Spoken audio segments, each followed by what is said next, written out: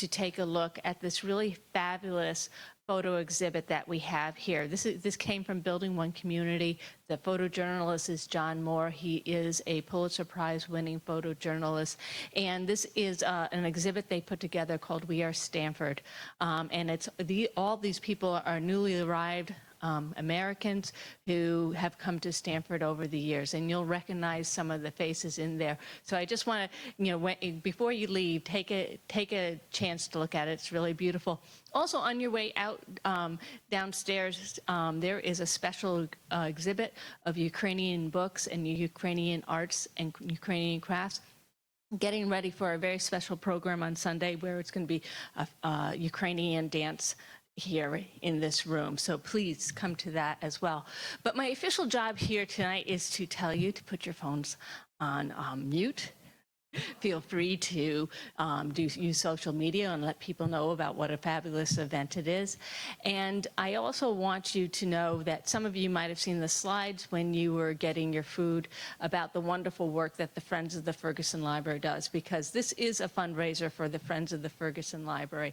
Last year they gave us over 100,000, I think 139,000. Yes. And it's events like this that help them raise the money, as well as the fabulous bookshop that is downstairs. You'll see some great displays, specially designed for tonight, that you should take a look at on your way out. But what they do is they have special programs that they do, like our Books for Babies program, which every child born in Stanford gets a book and a whole packet of information on the importance of reading to your child. Or our literary competition, which is for grades 3 through 12, and many of the students over the 35+ years that we've been running it have gone on to be actual writers. So it's a great way to encourage writing and the future of writing. But they also, I say they're the secret sauce. The money that is raised, it goes to underwrite a lot of the programs that we do, and it also goes to underwrite our ability to buy books for our collection. So we wouldn't be a great library if it wasn't for the Friends of the Ferguson Library. And so I'm very happy to introduce Margaret Metwally, who is president of the Friends of the Ferguson Library.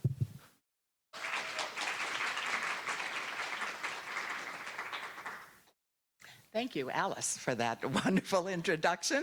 And I welcome all of you for this great evening that we have planned. As with us tonight is author Jenny Jackson. Her first novel, Pineapple Street, has been a New York Times bestseller, a Good Morning America book club pick, and chosen as Best Book of the Year by the New York Times, Time, NPR, USA Today, Elle, Harper's Bazaar, Town and Country, Vogue, BBC, Pop Sugar, Goodreads, and The Skim. So I hope I didn't leave anything out. Jenny Jackson is a vice president and executive editor at Alfred Knopp, a graduate of Williams College in the Columbia Publishing course. She lives in Brooklyn Heights with her family. Copies of Pineapple Street are available for purchase tonight with Elm Street Books. In conversation with Jenny Jackson will be Fiona Davis, a New York Times, a New York Times best-selling author of 7 historical fiction novels set in iconic New York City buildings, including the spectacular The Magnolia Palace, The Address, and The Lions of Fifth Avenue, which was a Good Morning America book club pick. Her articles have appeared in publications like The Wall Street Journal and the Oprah magazine. Welcome to both of you.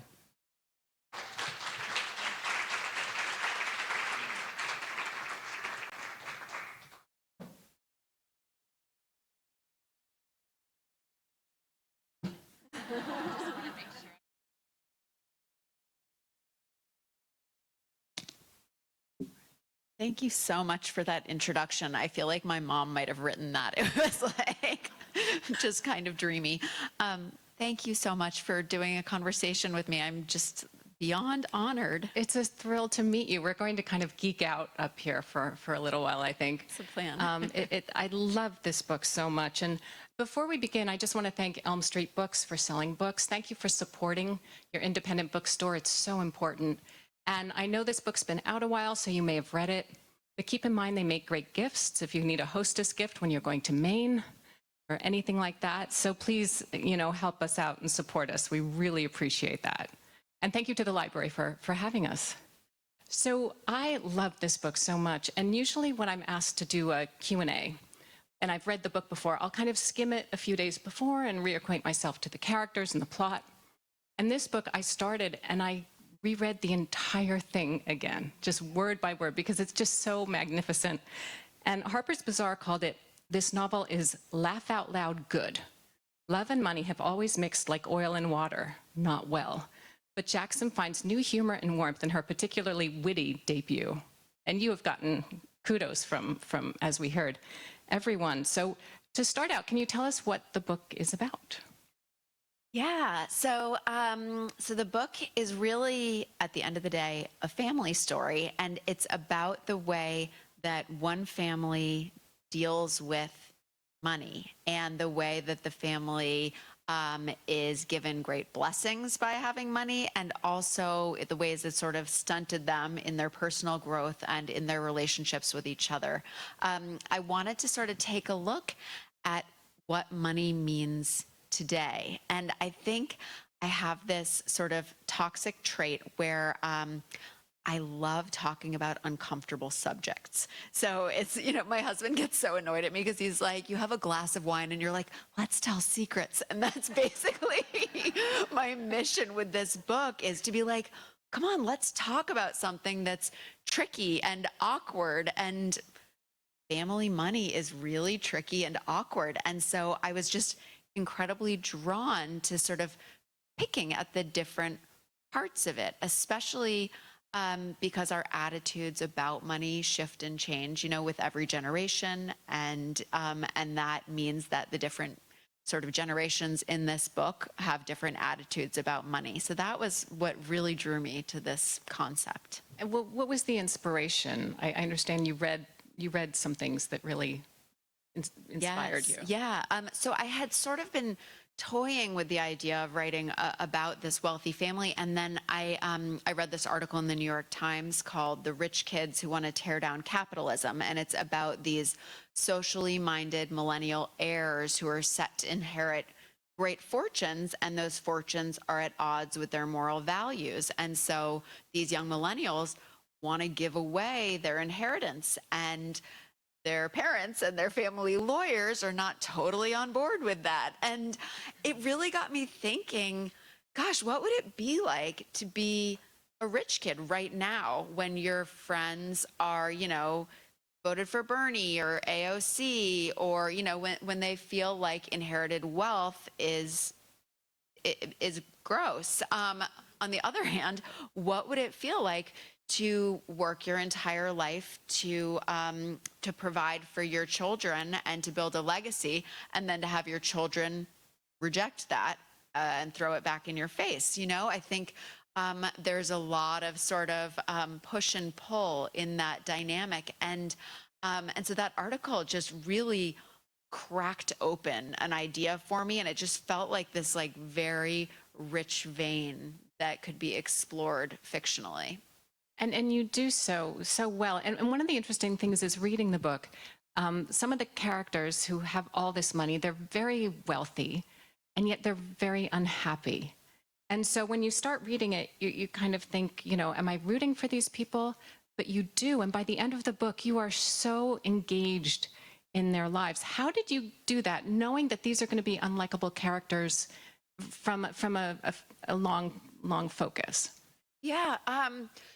So one of the things that surprised me and that I found interesting is that in some ways I originally felt like having these characters have money was going to make their problems not real problems. This is not a big spoiler. It happens early in the book, but one of the main plot points is that Darlie's husband Malcolm loses his job at the beginning of the book.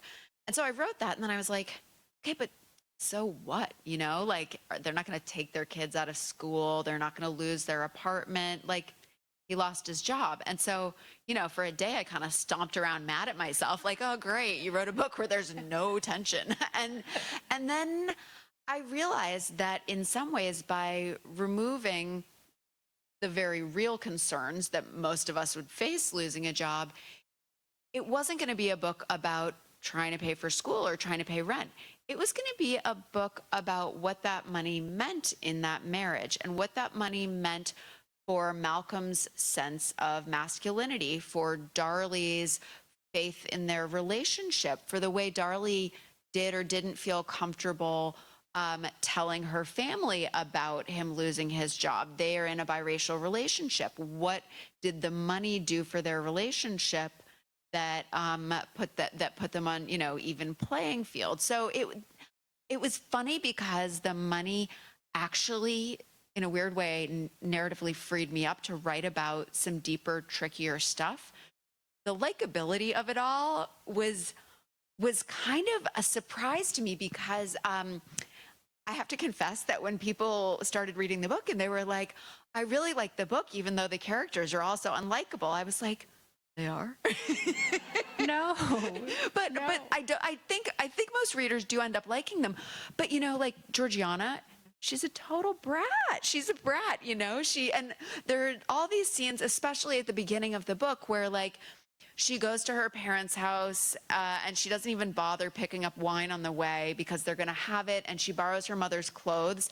And she's realized that if she drops them off at her mother's dry cleaner, the dry cleaning bill goes to her own mother and then it gets delivered to her. So like, she's just a brat, and it was really fun to write someone who was a brat like that because I think, gosh, it might be fun to be a brat like that, It's a 20-year-old thing, too, I think. There's, a Yes. time in your 20s when you just don't know what you don't know, and you act in your own self-interest all the time. Right, and your parents are still there to serve you. You haven't realized yet that that's not the dynamic.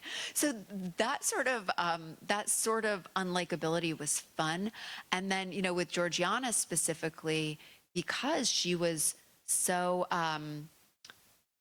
myopic early in the book, she got kind of the longest, most fruitful runway for character development because Georgiana suffers a really great loss in the book and has to decide the kind of person she wants to be. And so Georgiana is the place where I really got to explore the themes in that article about rich kids trying to sort of have their morals match, what they do with their money. And so I felt like having her really change who she was a fun part of the book there. Oh, I bet. And then let's talk about the Darlie.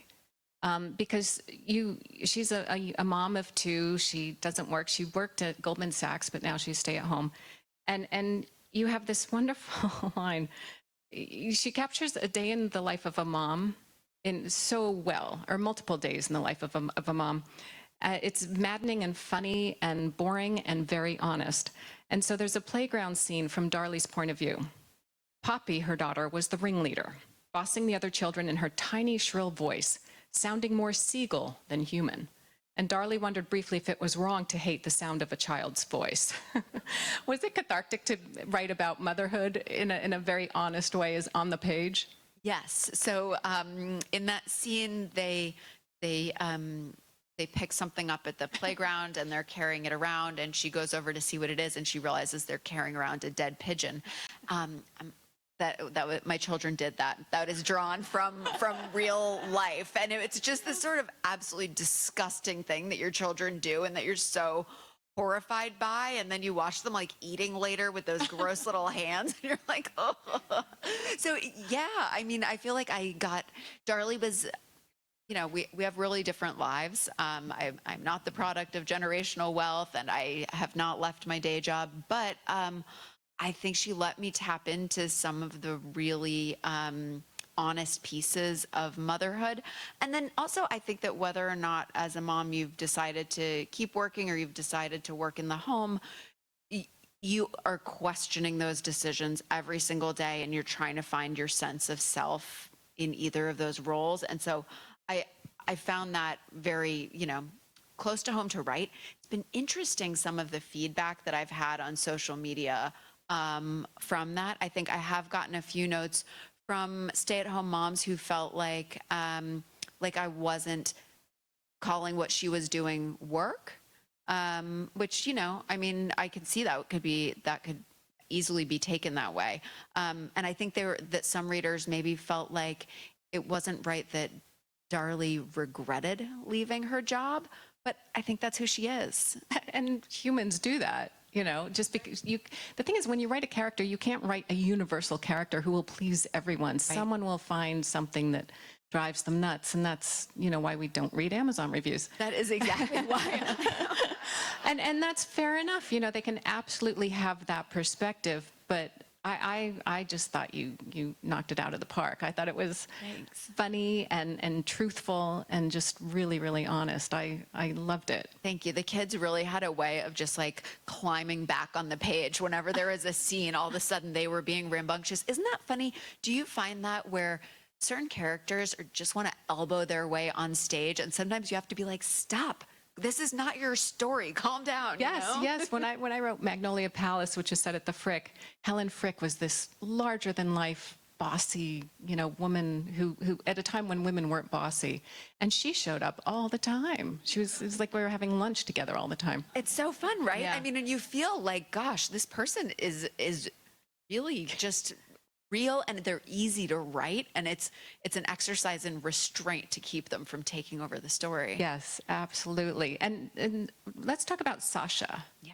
Because she's kind of outside the family. She's married into it. She didn't know Cord was wealthy when she first started dating him.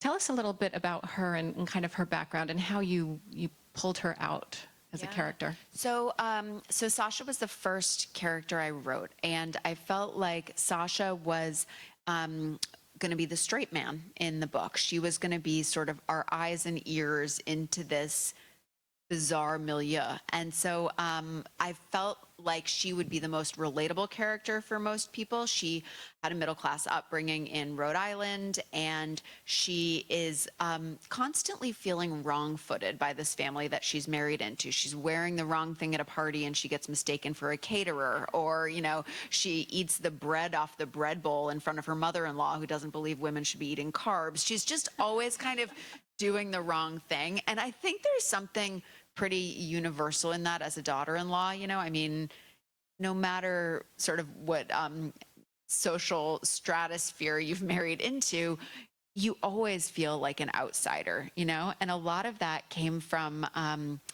COVID, because my family left Brooklyn and we lived with my in-laws in Northwest Connecticut for 6 months. And it was a really long time, and I love them, and they're so generous. But there just kept being these moments where I was like, wait, what? Like, you wash a potato with soap before you boil it? Like, that's a weird thing to do. Or one day, don't repeat this, but I looked out the window, and my father-in-law had a dustbuster, and he was dustbusting a tree in the yard. And I was just like, honey, your family is weird. It turns out, actually, that was like the year there was that really bad, like, caterpillar infestation, and he just really wanted to save this tree. So, like, fine, it wasn't that unhinged. But there are all these moments where when you're an in-law, you just feel like a foreign exchange student, you know? And so I feel like Sasha is experiencing that, and for her, the foreign exchange is that she has wandered into the land of the super rich. But I think that it's a pretty universal experience, and I was really tapping into my own experience, feeling like an outlaw among in-laws who I love so much, but you know, it's a different culture. It's not the way you grew up.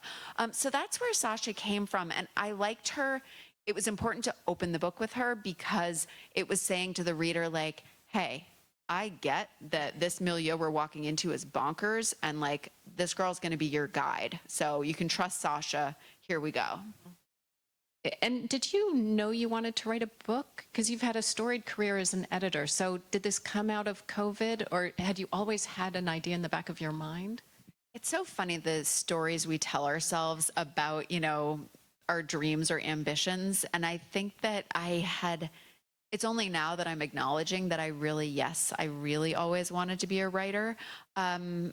And I did. I took creative writing classes all through school. But when I became an editor, I took this class at the Columbia Publishing course. And I think my friend Bridget and I were talking about this a couple of weeks ago, that when you take the Columbia Publishing course, one of the very first things they say to you is, if you want to be an editor, you can't be a writer.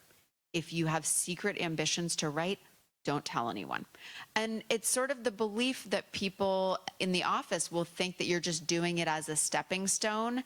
And then they also kind of make you feel like, and maybe they're right, I don't know, but that if you work in publishing, but you wish that you were writing, you're going to feel like always the bridesmaid, never the bride. Like, you know, oh my gosh, everybody else is stealing all my ideas. You know, it could feel murky.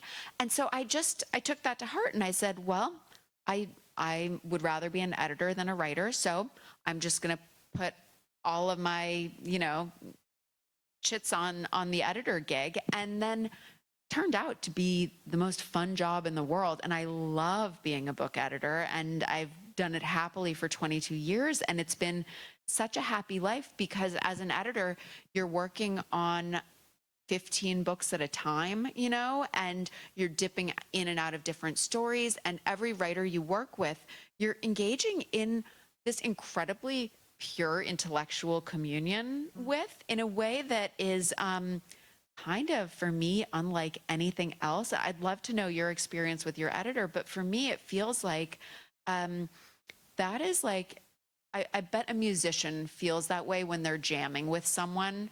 But for me, that's like, it's as good as it gets. You know, it's so exciting to work so closely intellectually with someone. Yeah, I agree. And, you know, I've just been kind of brainstorming about the book that I'm writing now with my editor. And she just had a baby, so she just went off to maternity leave. So I got her just in time. But it's really wonderful. You spend an hour just going, well, what if? Well, what if that? But then there's that. And you're just, there's the story at that point is the most perfect story that anyone has ever told. Yes. And you're just pulling down the snippets to make it your own. And you can feel it when you're, you know, I like can picture these moments where I'm on the phone with a writer and I'm pacing around the room and I'm saying, maybe it was his brother, you know, and it's so thrilling to do that with someone. So, I mean, it didn't feel like anything was missing, you know, and then COVID came. Yeah. And it was a weird time for Knopf specifically. So I've worked at Knopf my entire career. I started out there as an assistant, and our boss was always this man, Sonny Mehta. And Sonny was the most famous man in publishing, and he launched some of the most important careers of our time. And we all really loved him. And Sonny died New Year's Eve, 2019, and he had just died. And then COVID came, and then we left the office, and it sort of felt like Apple without Steve Jobs. It was like, who are we without Sonny? And so I was very adrift. We left Brooklyn. I was staying with my in-laws. People were vacuuming trees. It was a time. So I felt really removed, and my writers, everyone was just trying to like hang in there. And so I wasn't having those conversations with writers. I wasn't having editorial meeting. And I was waking up, like all of us, I was waking up at 4 a.m. every day feeling like electric and terrified and anxious. And at a certain point I thought, I can't do this. I need to put this somewhere. And so I sat down and started writing. And it was born out of the desire to do all the things I couldn't be doing, to be laughing and going to parties and meeting people and flirting and fighting and gossiping and just all the things I missed so much about life. It's not a coincidence that they're always going out in this book. And it's like I was desperate to get outside. So it really was born of like, you know, the psychic need for connection and joy in a tough time. Yeah, and I think that's why it works so well, is that you're tackling a very tough topic, but you're doing it with so much energy and vibrancy. You really feel like these people are jumping off the page. Well, I wrote the first draft fast. I wrote the first draft in 6 months, and you're a pretty fast writer. So is that a I'm typical? about 4. I think I have you beat. But I don't have another job, so Still. keep that in mind. Yeah, but do you feel like when I mean, have you had books that have taken you a lot longer? Or is that always what you do? It just seems to be, I feel like I have to write it quickly because otherwise I'm going to forget. You're keeping a Yes. whole book in your Yes. head and you have ideas and this and that. And so I have to do it quickly in order to just get it down on the page. And it's not pretty. Yeah. Well, it's interesting. I think that there are different kinds of books that benefit from different sort of methods. Like famously, when Julia Glass wrote 3 Junes, she wrote half of it and then put it down for 10 years and then came back to it, and then it won the National Book Award. So like, that's one way to do it. That's not my plan, but there are definitely books that clearly that works for. But then I do think also books that are written quickly you can sustain the tone, the vibe, the voice. There's the continuity, the energy can be really tight in a way because it's just, you're in the flow, I think so also because my books have some mystery and there's 2 timelines sometimes. So it's just keeping all these threads alive and making Yes. them all work out. But what about for writing versus editing? Because writing, for me, it's a different part of my brain. I don't like that first draft. I find it really hard to get through. But once I start editing, I'm in heaven because, writing a sentence and playing around with it and having it just snap into place Yeah. is such a good feeling. But it's hard to, do you have a hard time not editing as you go? No, I tend to get straight through. It's so healthy. But some of my best friends have written books, and the people I love as authors so much write books 300 pages a day, or 300 pages, 300 words a day. Yeah. And I'll hit, 1,300 Yeah. and call it a day. But it's just a different method. Yeah. I just wouldn't get past the first page if I kept on editing. No, I think it's I think maybe it was Jojo Moyes. I was watching a video of a writer who said that one of her tricks was she, on her screen, she changes her font color to white so she can't see what she's written, and she just writes in white so that she cannot go back and change it. But I'm such a bad typist that I would then like turn it to black and it would be like, and I'd be like, oh. You realize you misaligned your hands and it was just completely, oh no. But writers come up with all sorts of tricks to keep themselves in line, whether it's like turning off their Wi-Fi or bribing themselves with, coffee or candy or whatever. Yes, yes. And now I have the kind of geeky writer question, so just bear with me. In the book, you open with a specific point of view, and it's this guy, and he doesn't show up until a lot later. And that is such a bold move. And I'm curious, did your editor try and push back? Because it works perfectly. You just place him, and then up he pops later. But did you get any pushback from that? No, and I love that you bring that up. That was, so in the first draft, that was not how it began, and it was not how it ended. And so it starts with this guy Curtis, and it ends with this guy Curtis, and it begins with Curtis sitting in a coffee shop, and the 3 women of the Stockton family come in, and he's eavesdropping on them. And the reason that I did that is because, when we were chatting earlier, I was saying that the thing I find most interesting to talk about in this book is the how Georgiana wants to give away her fortune, but that doesn't happen until late in the book. And I felt worried that in the original draft, without that section, the reader might not understand that this was going to be somewhat satirical, and that I was going to have a sharp knife out there, and I was going to be making fun of these characters, and that people were going to just be, they were going to be in for a ride, and this was going to be a book where we, just kind of talked about wealth in an acerbic manner. And so I wanted to set the stage with that scene by having an outsider judging these women to show, like, come on guys, we're going to have some fun here. And I got the idea of doing that from I published Kevin Kwan, who wrote Crazy Rich Asians, and that's how the original Crazy Rich Asians starts. It starts with the family, Nicholas Young as a young boy, when they walk into the lobby of a fancy English hotel, and they're turned away, and they make a phone call by the hotel and fire him. And it's this wonderful sort of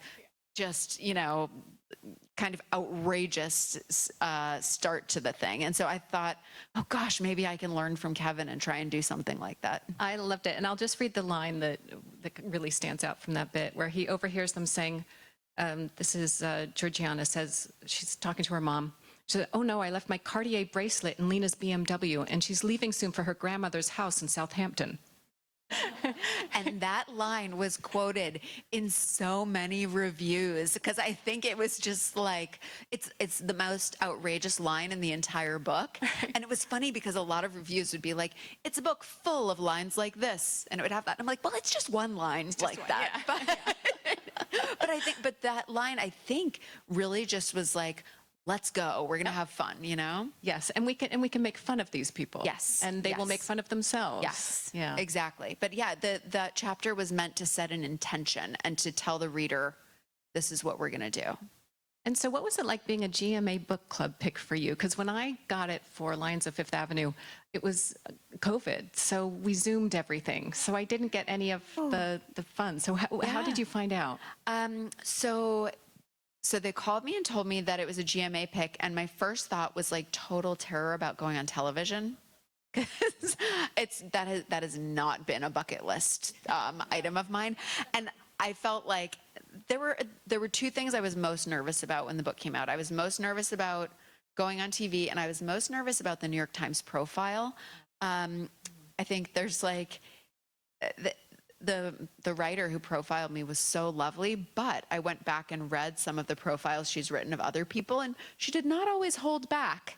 And so I was nervous that she was going to, you know, go for the jugular. And also because the book is about money, I felt nervous that she was going to try and, I don't know, kind of get into my finances or my husband's finances. I just felt like so exposed. And instead, she was great. But anyway, I lost a lot of sleep over that one, and I lost a lot of sleep over GMA. And going on Good Morning America, I think was good, but I think I blacked out, so I couldn't even tell you. I don't remember. And I know that they wanted to ask various questions, but I think they asked me one, and then I just talked a blue streak, and then they were like, that's time. I always feel like if I had to do that in a studio, I would turn into, in broadcast news, Albert Brooks, and just be sweating the entire time, and, you know. I'm going to ask just one more question, and then we'll open it up to a Q&A from the audience. So start thinking about what you might want to ask. Are there any mentors in your life that helped you along the way? Oh, you know, I think Sunny Mehta was definitely a mentor. But interestingly, I think I have found my writers who I publish to be my greatest mentors. You know, I think as a writer, I learned an incredible amount from Kevin Kwan. And Kevin was the one who taught me the trick to write a Post-it note that says joy on it and put it above your computer so that you remember that's what you're trying to do all the time.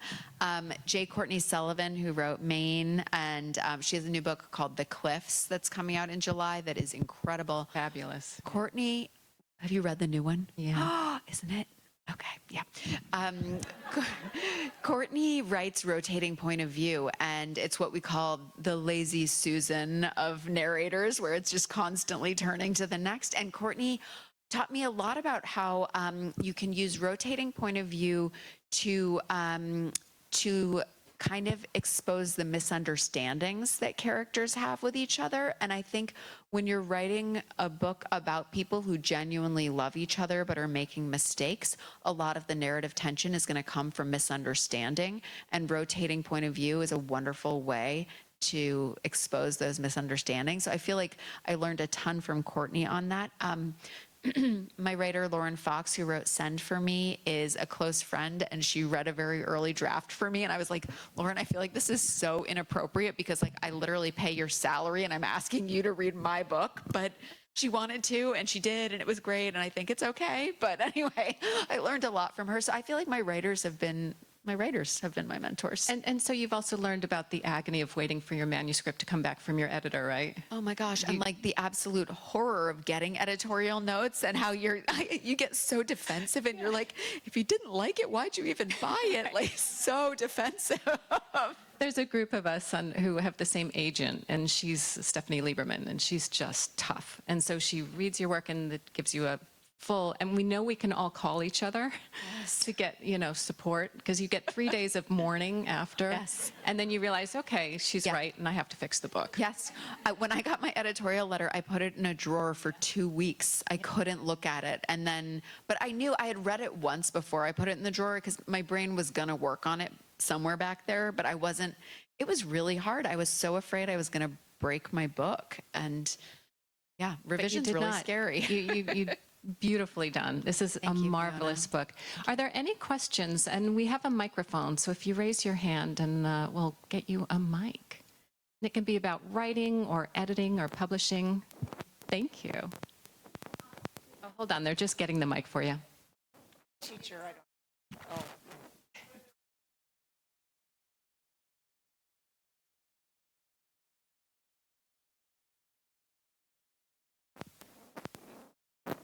So have I heard from anybody from Brooklyn Heights and what was their reaction? So it's so funny. A couple months before the book came out, someone was writing a piece about all the celebrities moving to the neighborhood. And Emma Straub from Books Are Magic, the writer, gave a quote and then put them in touch with me for a quote because she was like, oh, Jenny has a book coming about it. And so I gave a quote. And our neighbors were not thrilled at all about that piece in the paper. Like, they do not want people writing about how it's becoming a celebrity neighborhood. This is a family neighborhood. This is a place for, where your grandmother lived. And it's not a place for, Amy Schumer and Adam Driver to be living. And so when one of my neighbors across the hall, who I love, was like kind of ticked about it, I thought, oh, wait until he reads the book. Like, I'm in so much trouble. But then it's actually been totally lovely. And one of the most pleasant surprises was, I sort of make fun of this tennis club that's in Brooklyn Heights, the Casino, where I'm not a member. And my husband was like, we're never going to be members after this book. And I was like, sorry, honey. But they invited me in to do a book club chat with them. And it was great. And they were so smart and interesting. And I just feel like they all took the joke, And the school that I make fun of in it, I was seated next to the associate director at another book club, and she was a great sport about it. So I feel like I got away with it. Anyone else? Yes. Hold on just a second. We're just going to grab you a mic. Thank you. And what's coming next? Have another book in the works? Yeah, I've been writing away, and I hope I'm almost done. I have a lot of words. I hope they go together. But it's I wanted to write about something different. I feel like I've written about money. I've written about my neighborhood, and so what I wanted to write with this one is I wanted to go back to the town where I grew up, which is Ipswich, Massachusetts. And Ipswich is the home of John Updike. And it's a fascinating town because it's sort of both blue collar and white collar, but with a long tradition of families who made their home there, hundreds and hundreds of years ago. And so I wanted to write kind of a take on Updike's classic Couples, which was written about couples in Ipswich. And so when Updike wrote Couples, he basically wrote about sort of the drunken wife swapping that was taking place in the 1960s as the pill had become more available. And when it came out, it was such a scandal that he lost all his friends. And so while the book won't mention Updike by name and it will not follow that plot line, I'm sort of taking from him the idea of the changing mores of our time and marriage and what might happen if a writer happened upon a small village and created some chaos. Sounds very compelling. Yes. Yes, over here. Just coming. There you go. Thank you. Jenny, you mentioned the word joy, and as we were talking earlier before, I did read the book already and would absolutely recommend it. But when I was reading your book, I'm a voracious reader. I had not been reading a lot. I had some personal stuff going on, and a friend recommended this book as something that was light and uplifting. And I remember starting the book and thinking, I hate these characters. Because I was going through something, it's like, wait a minute, they're complaining because of, what you described. And my favorite was Cord and Sasha because they brought, and I hated the mother-in-law. But as I'm commenting on this, I realized I didn't like the characters. I wasn't feeling sorry for the characters because kind of was feeling sorry for myself. But then I was getting into the characters and finding that I was laughing and they were bringing me joy. Oh, So I I'm just so wanted to, glad. it really was a wonderful time in my life at that moment to read the book. I enjoyed it. Agree, the characters are a bunch of nitwits, but it did bring me joy. So thank you. And I'm going to be looking forward to your second book. And I also want to say to Fiona, I read several of your books, and they just are wonderful, wonderful, wonderful storytelling. And I'll be continuing to promote the Fiona Davis line of books as well. Thank I you so much for appreciate tonight. that. Thank you. Well, Tilda, the mother-in-law that people love to hate, was one of those characters that just kept trying to steal the stage. She was one of those that just wouldn't be the quiet. answer that she gives when, is it Georgiana asks about her past? Yes. And how to be happy. What do you do? Have you ever done something you feel really ashamed about and you just wanted to make life better? What did you do? Well, I'd buy myself a bouquet of flowers. She goes off on this. I laughed out loud at that good. section. And I really adore her because she's just of a different generation. Yes. With different ideals, and they've lived through different times. Yes. And so she just can't possibly understand. No. For her, the idea of giving away your money is just absurd. Right, right. To who? Oh, yes, we have one here. Hold on one second. Thank you. I want to know why authors are doing this, going in the past, going in the future, why so many authors are doing this method of writing with the past, the future, flipping back and forth. I was wondering, like, are your publishers telling you to do this? I don't get it. Some of it's confusing. I'm going to let you start to answer this one since you write Since more all of my historical. books do that. When I decided to write my first book, I had just read a book called The Perfume Collector by Kathleen Tesoro, and I just loved the way she went back and forth, and you could compare things over time and how people changed. And I thought, I have this great idea for a book set at the Barbizon Hotel for Women. I'll do that, because how hard can that be? It's so hard. It is so hard to make two timelines work and have the tension and make it all come together. But there's something in my brain that loves the calculation part of it and figuring it out how to do it. And for me, because I'm dealing with buildings, to show how Grand Central changed from the 1920s to the 1970s, or the Dakota from the 1880s to the 1980s, is just a lot of fun as the history geek that I am. But, I think things change. There are fads. Like right now, romantasy is the big thing that everybody's reading on TikTok. And so, I think as a writer, you have to just pick what you love. And some people may just do a straight timeline. But a lot of the historical fiction will go back and forth, I think. Fiona, when you're writing, if you get stuck on one timeline, will you just put it down and work on the other one for a little bit? Or do you always write in the order it will appear in the book? I usually do the older timeline first, straight through, because that usually takes up more of it, and then the newer timeline after that, and then weave them together. But I work off a synopsis that's pretty detailed, so I know where I'm going. Ooh, yeah. Yeah, it causes me to drink a lot at night, because it's so hard.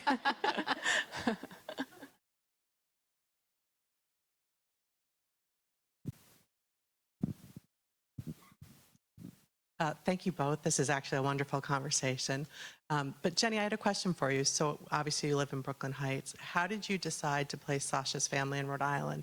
And I'm from Rhode Island. You captured that area really beautifully. And most people don't really know that. So I was wondering if you have some affiliation or what you did for your research on Rhode Island. Thank you. It's funny, we were chatting a little bit about this earlier. So my husband and I had taken a vacation to Rhode Island, and I grew up in Ipswich, Massachusetts, and I felt a bizarre kinship. You know, it felt like this sort of thing where you're very close to a lot of, you know, big cultural centers, and yet there are families who have lived there for generations, and there is sort of a deep sort of abiding devotion to the place. And so I felt like I secretly wanted to write about Ipswich, but I felt like if I wrote about a girl from Ipswich who marries a family in New York, my in-laws would be like, So, so I was like, ooh, I have found my decoy. So I really, I feel like I soaked up as much Rhode Island as I could to try and make it really feel correct, because honestly, I felt that very similar vibration to outside of Boston. Great, yes. There were a couple up here, I think. There we go. Fiona, just going back to you for a second, I was just wondering if there were plans to expand the Gimlet Slip into a full-length novel. Oh, you're so kind. The Gimlet Slip is a novella that started as an audiobook and was just released as an ebook that I wrote with my boyfriend, Greg Wands, front and center. And he's a thriller mystery writer, and we kind of combined our genres to write a novella that's set in Prohibition-era New York City, including a woman who runs a criminal empire from the top of the Plaza Hotel. Good fun. And so, you know, at the moment, it is what it is, but we'll see what happens. Maybe we'll do another one and create a trio or something like that. The reception's been really fun. Thank you for asking.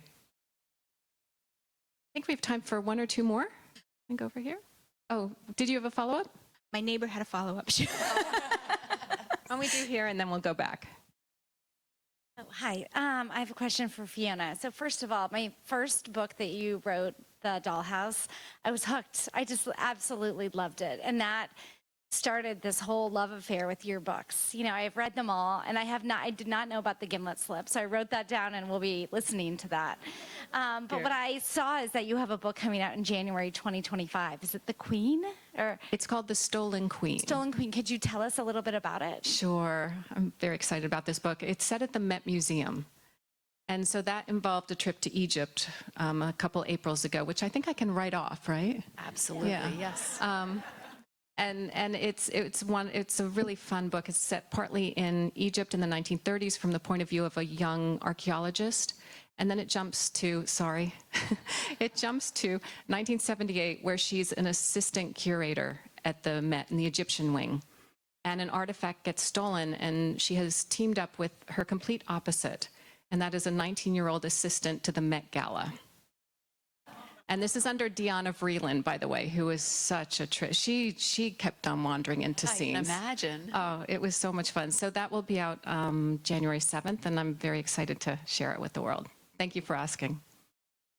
Do we have one more over here? That was the question. Oh, okay.